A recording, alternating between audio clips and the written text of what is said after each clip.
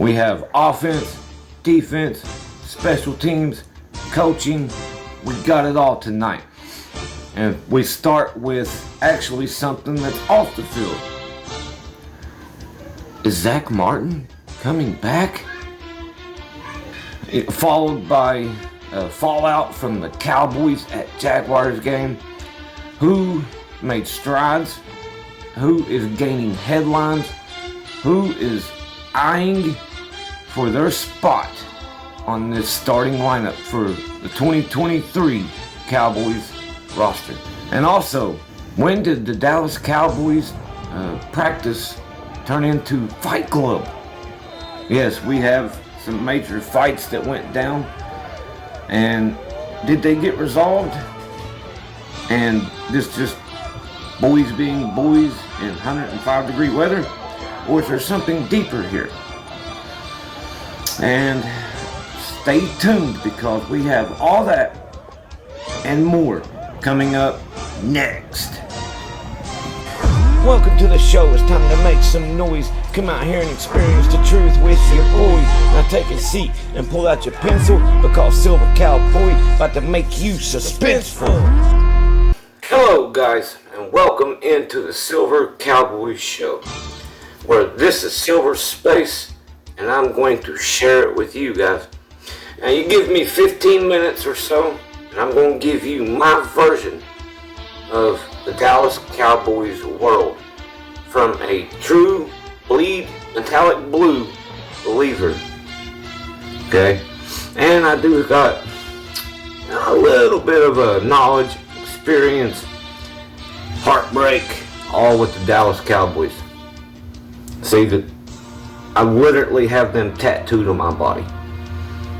So I don't want to hear nothing about you're not a true fan. Only true fans do that. Alright guys, now starting off from that, as I promised you in the headlines,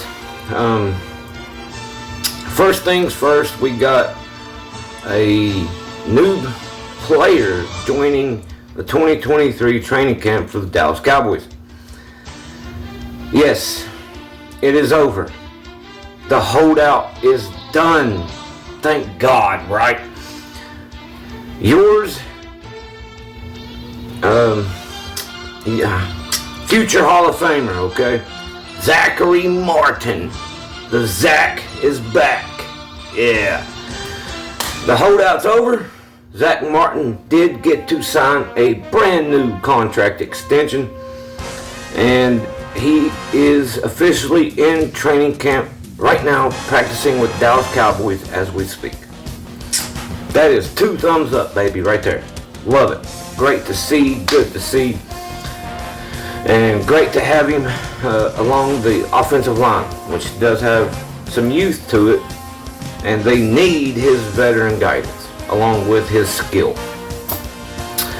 Now the details of it was near 3-week holdout finally ended, and the reason it ended is because him and Jerry Jones finally was able to come up with an agreement for a guaranteed $36 million over the next 2 years.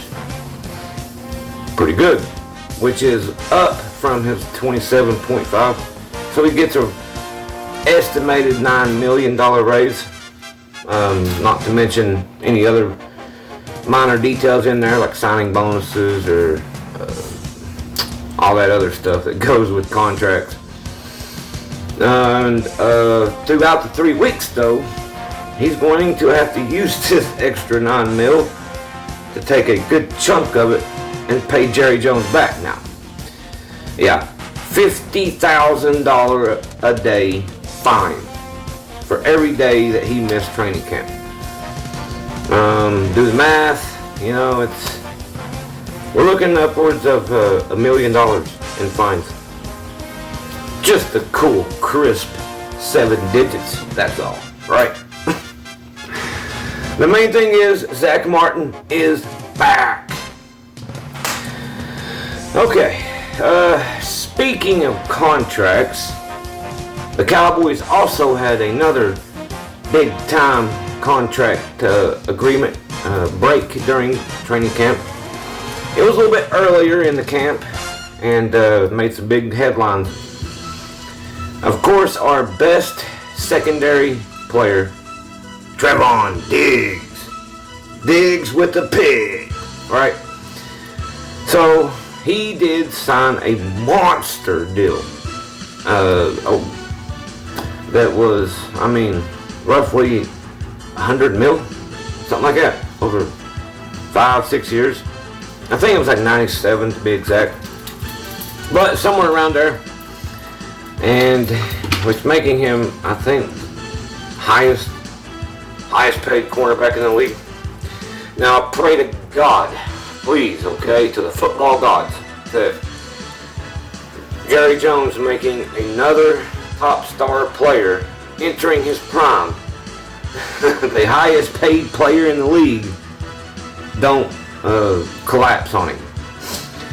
Thus far, though, we can actually say that, as we're, like I said, we're entering 3 weeks into training camp.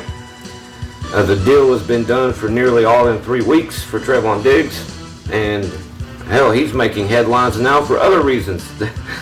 Trash talking his own quarterback, I guess, is a headline now. When you're in the middle of 105-degree day at probably his second time on the field in one day, in pads, running, hitting, sweating, all that good stuff, and I guess he's not allowed to bark a little bit now. With that, I mean, come on, man. It's a quarterback versus a cornerback. They're natural born rivals. Same team or not, it's nothing. It's nothing, okay? Like, it's just Trevon Diggs made a good play, and it's just, he just wanted to have a little fun with probably one of his friends, teammate, and poke a little bit of fun at him, you know? I've done that before. I've had it done to me before. It's just nature of the beast, man. Nothing to... Anyway, I feel like Trevon has lived up to the contract thus far. He's doing good. I don't see any drop off at all. If they are, it's minimal. Matter of fact, I think he's gotten better. Of course, his mind is better, smarter, more experienced. His body is getting a little thicker. You know, he's finally getting into his man body stage. What is it, 25, 26 years old, maybe. Now, I'm somewhere around there. But yeah, and I feel like he's going to, he might not have an 11 interception year. Hopefully Diggs has gotten that feast or famine type of style out of his system this year. Granted, last year and the year before he did. Okay, you know, he didn't get burnt nowhere near the way he did in his rookie year. And boy, I tell you, he come a long way, man. He really has. And also the fact that he used to play wide receiver really benefits Trevon Diggs right here. And I think the only way to go for him is up. You know what I mean? He is on that trajectory. There you go. Out of this world, baby. Our $100 million cornerback, not named Deion Sanders. Trevon Diggs, ladies and gentlemen. There you go. Number 7, baby. Okay. So now we're going to transition gears a little bit here. From fighting over money to now fighting over football on the field. I guess there is being much made about a little bit of animosity towards Cowboys training camp. There's been a few fights. So let me get this straight. The Dallas Cowboys are the only team that fights during training camp. Yes or no? Am I missing something here? I just elated on this just a minute ago before I caught myself, because I want to save it for this, man. And it's not just Trevon Diggs, okay? We got Mozzie Smith, who's muscling people around. Him being a rookie, the veterans probably don't like it, but that's not Mozzie's problem. It's really not. The veterans need to get in there and get beefier, get stronger, like Mozzie is, you know? And then, like I say, you got Sam Williams, who's been laying a lot of lumber, so to speak. It's mostly the linemen that are doing all the fighting, which, I mean, ain't it always? They are the ones that literally bang heads each and every single play. So you gotta be ready, man, and expect some kind of tensions. You know, when you're getting hit and beat on, punched and pushed and dragged and held and maybe spit, you know, like it's gonna happen. Like I said, guys, it's just nature of the beast. There's nothing to be made about this. Like I said, we already answered this question in the opening prologue of this subject, with the Dallas Cowboys being the only team that fights during training camp. So there you go. They're not the only team that fights. Every single team, the Eagles, the Chiefs, 49ers, especially the 49ers, as physical as they are, you know, Broncos, Seahawks, Panthers, the Packers, the Patriots, man, they all do it. It's just part of the game. It's part of the game. You get beat up a little bit, you get mad because you get beat on a play, or you felt like you're getting cheated. Tempers fly, man, in 105-degree weather with 30 pounds of gear on. Shoulder pads, jersey, helmet, making you sweat even more. So there you go. You know, I think problem solved there. No need to worry, no need to freak out. Nobody's gonna get hurt, nobody's gonna get cut, nobody's gonna get suspended. Okay? If you ask me, it's a good thing to see some fight coming out. Okay? Competitive juices, baby. There you go. Get it rolling, get it flowing, get it going.